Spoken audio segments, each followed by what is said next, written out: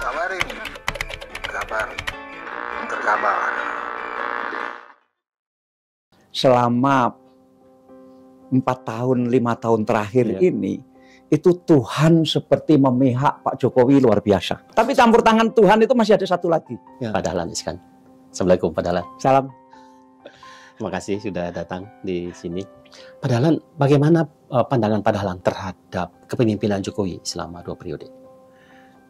Periode pertama banyak yang meragukan, tetapi saya lihat periode kedua mengalami kemajuan yang sangat besar, dan tentu ada sisi kurangnya, ada sisi lebihnya, tapi saya lihat beliau punya sikap yang jelas sekali, misalnya soal nasionalisme, soal bagaimana ekstremisme harus dikendalikan sekuat-kuatnya, bagaimana invisible hand berjalan begitu kuat tetapi demi Indonesia ada di tengah, misalnya begitu.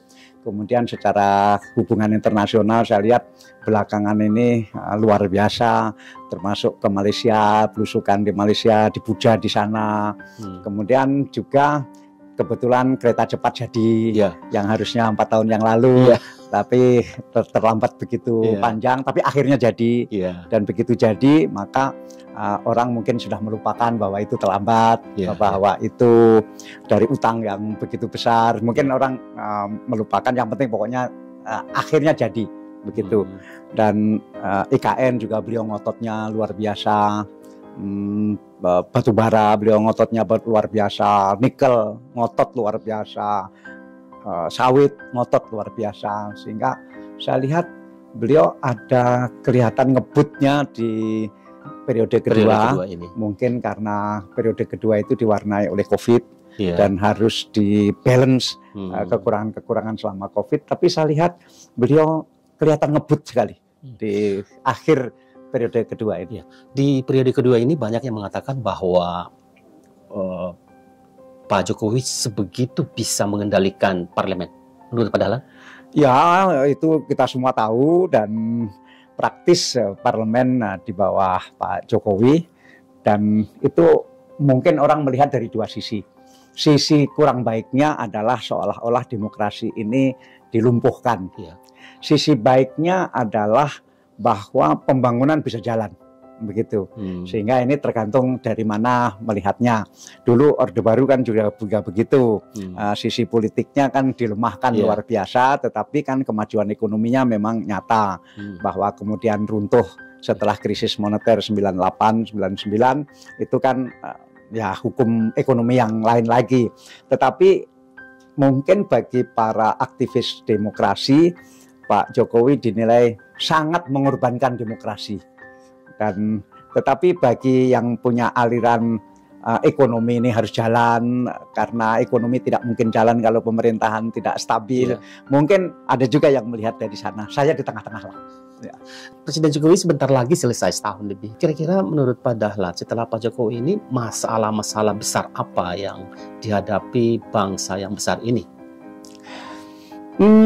Saya pertanyaan penting, dan saya melihat ambisi orang-orang untuk menjadi pengganti beliau luar biasa. Tetapi apakah mereka yang sangat bersemangat untuk menjadi pengganti Pak Jokowi ini melihat juga tantangan ke depan? Karena begini, harus kita akui selama 4 tahun, 5 tahun terakhir ini, itu Tuhan seperti memihak Pak Jokowi luar biasa, memihak Indonesia lah begitu. Maksud saya begini, belum pernah 5 tahun berturut-turut tidak ada kemarau panjang. Ini kan campur tangan Tuhan. Pak Jokowi kan nggak bisa membuat supaya hujan terus begitu. Tidak bisa mengatur seperti parlemen begitu. Ini luar biasa. Nah, apakah 5 tahun ke depan di masa kepemimpinan presiden berikutnya Tuhan masih seperti ini, gitu, bahwa tidak ada kemarau panjang? Dampaknya apa? Tidak ada kemarau panjang selama 5 tahun berturut-turut. Petani itu sibuknya bukan main, karena bisa panen 3 kali setahun. Petani terus ada di sawah. Mereka tidak terlalu peduli lagi dengan politik, dan desa-desa itu tenang. Desa-desa itu tenang, jadi isu politik apapun itu nggak terlalu laku di desa-desa. Karena desa-desa ini tenang sekali, karena mereka sibuk dengan pertaniannya dan mereka income-nya kan pasti otomatis naik karena biasa 2 kali panen menjadi 3 kali panen. Tetapi bukan masalah income saja, tapi perhatian untuk memikirkan yang lain-lain itu juga berkurang karena fokus kepada bagaimana memikirkan pertanian. Kebetulan juga misalnya sistem pupuk subsidi. Nah, kalau ini pemerintah, hasil dari pemerintah itu serius sekali menangani pupuk subsidi sampai pakai kartu. Sehingga betul-betul subsidi pupuk ini sampai kepada orang yang memerlukan. Misalnya tidak ada orang kaya itu misalnya punya sawah di atas 2 hektar, itu dapat subsidi pupuk, itu nggak bisa lagi sekarang. Karena by name, by address, dikontrol dengan kartu. Dan meskipun petani males menyimpan kartu itu, kartunya biasanya disimpan di tempat agen pupuk. Tapi apapun itu, saya mengakui ini keberhasilan yang luar biasa besar karena subsidi pupuk ini dulu selalu heboh sampai ada pupuk diberi warna. Itu kan sangat kuno sekali, padahal bisa diatur dengan kartu. Nah sekarang itu saya anggap itu berhasil. Mungkin juga termasuk ini hasil Menteri Pertanian. Saya tidak tahu, ini karena Presiden, karena Menteri Pertanian, saya tidak tahu. Meskipun Menteri Pertaniannya sekarang lagi. Tapi campur tangan Tuhan itu masih ada satu lagi. Harga komoditi selama 5 tahun terakhir, itu ampun deh bagusnya. Sawit bagus sekali, batu bara luar biasa bagus, kemudian nikel bagus. Ini negara ini punya uang karena 3 hal ini. Nah, padahal kita semua tahu dalam buku ekonomi bahwa harga komoditi itu kan selalu begini, terus ini hukum harga komoditi seperti itu.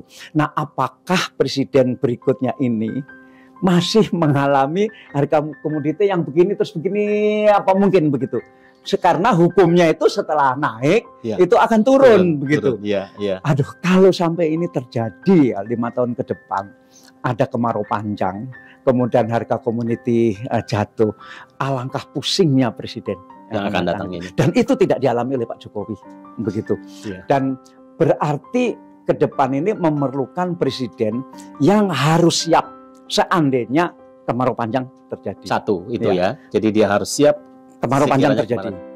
Kedua, harga komoditi jatuh, begitu.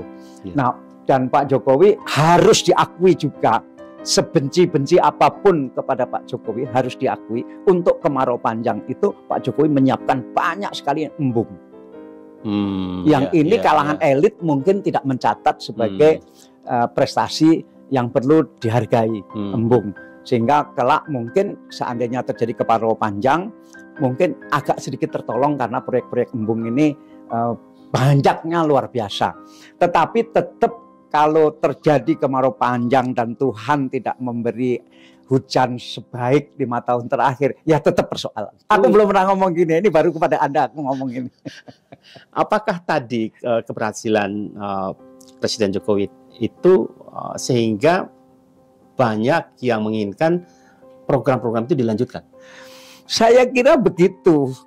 Saya kira rasional juga. Kalau ada orang yang berpendapat, oh lebih baik Pak Jokowi terus saja deh, gitu. Rasional juga. Meskipun secara demokrasi itu menyakitkan. Dan apalagi bagi aktivis demokrasi ya, kayaknya nggak ada orang lain saja. Kan belum dicoba, mungkin orang lain lebih bagus. Suara begitu juga harus kita dengar.